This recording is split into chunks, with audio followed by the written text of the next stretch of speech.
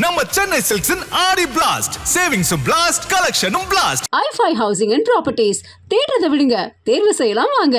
கால் 9962557557. Shri Venkateshwara University, empowering education, elevating futures. கன்னியாகுமரியோட Congress பாராளுமன்ற உறுப்பினரான திரு விஜய் வசந்த் அவர்கள் அவருடைய எக்ஸ்பிரஸ் பக்கத்துல ஒரு பதிவு ஒன்று போட்டிருக்காரு. மக்களுடைய கோரிக்கையை ஏற்று நாடாளுமன்ற உறுப்பினர் தொகுதி அபிவிருத்தி நிதியிலிருந்து 15 லட்சம் ரூபாய் ஒதுக்கீட்டுல கட்டப்பட்டிருக்கக்கூடிய அகத்தீஸ்வரம் பஞ்சாயத்து சமாதானபுரத்துல இருக்கக்கூடிய நியாய விலைக்கடை கட்டிடத்தை இன்னைக்கு நான் திறந்து வச்சது ரொம்ப சந்தோஷம் அளிக்கிறதா அவர் சொல்லியிருக்காரு. இது தொடர்பான பிக்சர்ஸ் எல்லாம் போட்டு அவருடைய சோஷியல் மீடியா பேஜ்ல இந்த விஷயத்தை ஷேர் பண்ணியிருக்காரு. இந்த இதுவே ரெகக்னைஸ் பண்ணியிருக்காங்கன்னா அது வந்து நேரில் பெரிய விஷயம் தான் சொல்லுவேன். இப்போ தந்தையோட மறைவுக்கு பிறகு அந்த டைம் பேசினாங்க. ஸோ அந்த குடும்பத்துக்கு தான் நாங்கள் வந்து சில விஷயங்கள் பண்ண வேண்டியது இருக்குங்கிற மாதிரி காங்கிரஸ் சில தலைவர்கள் பேசினாங்க. ஸோ எளிமையாக நடந்துருச்சு அவங்களுக்கு இந்த சீட் வந்தது இல்லை அப்படின்னு நம்ம சொல்ல முடியாது. ஏன்னா வந்து அதாவது அப்பாவுடைய தொண்டு காங்கிரஸ் கட்சிக்கு பார்த்தீங்கன்னா வந்து ஈடு கொடுக்க முடியாத ஒரு தொண்டு. கட்சிக்கு மட்டும் இல்லை, மக்களுக்கும் சரி, சமுதாயத்துக்கும் சரி, அதே மாதிரி வந்து வியாபாரிகளுக்கும் சரி. ஸோ அவங்களோட ஜேர்னி வந்து ஒரு பெரிய ஜேர்னி. அவங்களுடைய கனவு ஃபுல்ஃபில் ஆனது 2019 ஒரு எம்பி ஆகி அவங்களுடைய அந்த டேர்மை முடிக்க முடியாமல் அவங்க வந்து கொரோனாவால் பாதிக்கப்பட்டு இறந்துட்டாங்க. இதில் வந்து என்னென்னா வந்து அந்த டைமில் தான் வந்து எனக்கு வந்து அப்பாவோட கனவுகளை நிஜமாக்கணும். ஏன்னா அது வரைக்கும் இருக்கும்போது நம்ம ஒரு ஃப்ரண்ட் ரன்னராக இல்லவே இல்லை. நான் வந்து அரசியல்னாலும் அப்பா கூட ஈடுபாட்டில் இருந்தேன். நான் ஃபஸ்ட்டு அப்பா மேயர் எலெக்ஷன்லேருந்து கேம்பெயின்ஸுக்கு போயிருக்கேன். அப்போ காலேஜ் ஸ்டூடெண்ட் நான். ஸோ அந்த மாதிரி நம்ம பிஹைண்ட் இதில் அப்பா இப்படி பண்ணலாம்ப்பா அப்படி பண்ணலாம்ப்பான்னு கன்னியாகுமரி வரும்போது நாங்கள் ரொம்ப இன்வால்வாக இருந்தோம். ஃபார் எக்ஸாம்பிள் பார்த்தீங்கன்னா வந்து நோவல் டாட்டா அவர்களை பார்த்து வந்து டிசிஎஸை கொண்டு வரணும்னு கேட்டோம். அதே மாதிரி ஒரு ஜப்பான் நிறுவனத்தோட வந்து கடல் சீத்தத்தை எப்படி பண்ணலாம்னு பேசினோம். அப்பா வந்து முயற்சி எடுத்து ஏர்போர்ட்டே வர ஃபீஸிபிலிட்டி இல்லைன்னு சொல்லும்போது ஒரு எக்ஸ்பர்ட்ஸை கூப்பிட்டு வந்து அவங்கள டெல்லி கூப்பிட்டு போய் வாங்கி எஸ் இஸ் ஃபீஸிபிள்னு சொல்லி ஃபஸ்ட் ஃபேஸ் பண்ணி செகண்ட் ஃபேஸும் ஓகே. ஸோ இந்த மாதிரி ஒரு விஷனோட போயிட்டு இருக்கும்போது திடீர்னு மறைந்தவொடனே ஐயோ அது பண்ண வேண்டிய கடமை நம்மளுடைய கடமைன்னு நான் சொல்லுவேன். ஒரு தந்தையை விட்டு போன பணிகளை மகனாக செய்ய வேண்டியது. அது குடும்ப ரீதியாகவும் சரி, வசந்தன் கோவாக இருந்தாலும் சரி, சமூக பணியாக இருந்தாலும் சரி, வந்து இது எனக்கு செய்ய வேண்டிய கடமைன்றது எடுத்து உங்களுக்கு அந்த கடமையை அதை நம்ம பண்ணணுங்கிற ஒரு ஆசையும் கடமையும் இருக்குது. பட் கட்சிக்குள்ளே அதை முழுமையாக ஒத்துக்கிட்டாங்களா? கட்சிக்குள்ளே வந்து முழுமையாக ஒத்துக்கிட்டாங்கன்னா நான் வந்து மறைந்த பின்பு நான் உள்ளே வரல. அதுக்கு முன்னாடி பார்த்து ஏஐசிசி மெம்பராக இருந்திருக்கேன், ஆர்ப்பாட்டங்களில் கலந்துருக்கிறேன், நிகழ்ச்சிகளில் கலந்துருக்கேன். ஏன்னா அப்பா ஃப்ரண்ட் ஹேண்ட் இருந்தாலும் நம்ம தெரியல. நிறைய பேர் கேட்டால் நீங்கள் கட்சியில் என்ன இருந்தீங்க சார், நான் இதில் இருந்த பாருங்க அப்படின்னு ரெஃபரன்ஸ். ஓகே நீ இருந்திருக்கீங்களான்னு ஒரு இது வந்து அப்பா மறைவு பின்பு வந்து நம்ம தெரிஞ்ச உடனே ஒரு லைம் லைட்டில் வந்த மாதிரி. நடுவில் கார்த்தி சிதம்பரம் அவர்கள் கன்னியாகுமரி தொகுதிக்கு வந்து பிரியங்கா காந்திக்கு விருப்ப மனு கொடுத்தாரு இல்லையா? அப்போ எப்படி இருந்துச்சு அது? அப்போ எனக்கு என்ன தோணுச்சுன்னா, ஓகே கட்சிக்குள்ள முன்னாடியே அதுக்கு முன்னாடியே பேசிட்டு இருந்தாங்க விஜய் வசந்துக்கு தான் தொகுதி கொடுக்க போறாங்க அப்படின்னு பேசிட்டு இருக்கும்போது இந்த ஒரு நிகழ்வு நடந்தது. கட்சிக்குள்ள அப்போ ஒரு சப்போர்ட் இல்லாம இருக்கும் அப்படி ஒன்று. அதாவது அதுக்கு தான் பேர் விருப்ப மனுன்னே வச்சிருக்காங்க. அவங்க விருப்பப்படுறவங்கள வந்து இது பண்ணுறது தான் விருப்ப மனு வச்சிருக்காங்க. ஏன்னா வந்து அப்பா போட்டியிடும் போது ராகுல் காந்தி அங்கே போட்டியிடும் சொல்லி விருப்ப மனு கொடுத்தவங்களும் இருக்காங்க. ஸோ அதனால அந்த விருப்பத்தை வந்து ஒரு அகில இந்திய தலைவர் நம்ம தொகுதியில் கன்னியாகுமரி வந்து காங்கிரஸோட கோட்டையாக இருந்த ஒரு இது, காமராஜர், குமரி அனந்தன் இவங்கெல்லாம் வெற்றி பெற்ற ஒரு இது, டென்னிஸ் எல்லாருமே வெற்றி பெற்று ஒரு காங்கிரஸோட இதாக இருந்தனால அந்த ஒரு பலம் இருக்கிறதுனால வந்து பண்ணால் நல்லா இருக்கும்ன்ற ஒரு இது. இப்போ சீட் கொடுத்தாச்சு, எந்த அளவுக்கு நம்பிக்கையா இருக்கீங்க? ரொம்ப நம்பிக்கையா இருக்கு. மக்கள் என்ன ரெஸ்பான்ஸ் சொல்றாங்க? மக்கள் ரெஸ்பான்ஸ் ரொம்ப நல்லா இருக்கு, ரொம்ப நல்லா இருக்கு. அதே மாதிரி என்னன்னா வந்து ஆதரவும், அதாவது வந்து முதற்கண் வந்து கட்சியோடைய ஸ்ட்ரென்த்தும் இந்த எங்களுடைய கூட்டணியோடைய பலமும், அதுபோல் அப்பா விட்டு சென்ற பணிகளும், அதுபோல் ராகுல் காந்தி அவர்களுடைய வருகை, அது வந்து அந்த கரெக்டாக அந்த மார்ச் 1 வந்தது வந்து ஒரு பெரிய எழுச்சியை கொடுத்தது.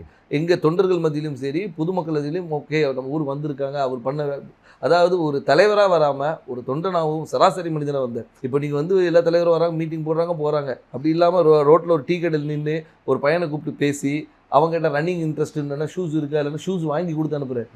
ஸோ இந்த மாதிரி ஒரு இதுக்கு பர்சனல் கனெக்ட், திடீர்னு போய்ட்டு ஸ்கூலில் போய் தண்டனை எடுக்கிறாரு, இன்ட்ராக்ட் பண்ணுற ஸ்டூடெண்ட்ஸோட. அதே மாதிரி பார்த்தா இது முந்தின இதில் பார்த்தா நெசவாளிகளும் சரி, விவசாயிகள் இன்ட்ராக்ஷன், மீனவர், அந்த மாதிரி எல்லாரோட கனெக்ட் பண்ணும்போது வந்து நம்மளோட ஒருத்தர் அவர் அப்படின்ற ஒரு அஃபினிட்டி வருது. அது போக மட்டும் இல்லாமல் இப்போ ஆளுகின்ற பிஜேபி அரசு மீது உள்ள எதிர்ப்பும் அதிருப்தியும் கூட ஒரு பெரிய பலமாக இருக்கும். கன்னியாகுமரியில் பிஜேபிக்கு கொஞ்சம் ஸ்ட்ராங் இல்லையா? பொன்னார் அவர்கள் ரொம்ப ஸ்ட்ராங்கான கேண்டிடேட் தான் இல்லையா? அதை மறக்க முடியாது. கண்டிப்பாக அதை நம்ம மறுக்க முடியாது. நம்ம வந்து அதாவது பிஜேபி தரப்பில் திரு பொன் ராதாகிருஷ்ணன் அவர்கள் வந்து ஒரு 2 முறை எம்பியாக இருந்தவர் தான், ஒரு பெரிய வேட்பாளர். ஆனாலும் எங்களுடைய கூட்டணி, அதாவது எங்கள் திமுக சார்ந்த கூட்டணி வந்து மிக பலமான கூட்டணி சொல்லலாம். அது வந்து திமுக மட்டும் இல்லாமல் எங்களை சார்ந்து இருந்த மதிமுக, அது ஒரு விடுதலை சிறுத்தைகள், அது ஒரு முஸ்லீம் லீக், அதுக்கப்புறம் மனிதநேய மக்கள் கட்சி, இது எல்லாமே பார்த்திங்கன்னா வந்து எங்களுடைய ஒவ்வொரு பேஸையும் கவர் பண்ணுது. அதாவது ஒரு முஸ்லீம்ஸ் கவர் பண்ணுறது, திமுகவோட ஸ்ட்ராங் ஹோல்டு, மதிமுகவோட ஸ்ட்ராங் ஹோல்டு, அந்த மாதிரி வந்து எல்லா பாக்கெட்டும் கவர் பண்ணி எங்களோட ஸ்ட்ரென்த்தை வந்து நான் இன்னும் மொபிலைஸ் பண்ணி வச்சுருக்கோம். ஸோ இப்போ பார்த்தீங்கன்னா வந்து இது வந்து எங்களுடைய ஷுவர் ஷாட் விக்ட்ரின்னு சொல்லணும். ஸோ உங்கள் கூட்டணியோட ரொம்ப ஸ்ட்ராங்காக இருக்குது, அந்த கூட்டணியை ஒரு பெரிய வெற்றி தேடித்தரும்னு சொல்கிறீங்க. கண்டிப்பாக திரு வசந்தகுமார் அவர்களுக்கு கன்னியாகுமரி தொகுதி மக்கள் வாக்களித்தாங்க. ஏன் விஜய் வசந்த் அவர்களுக்கு வாக்களிக்கணும்? ஏன் உங்களுக்கு வாக்களிக்கணும்?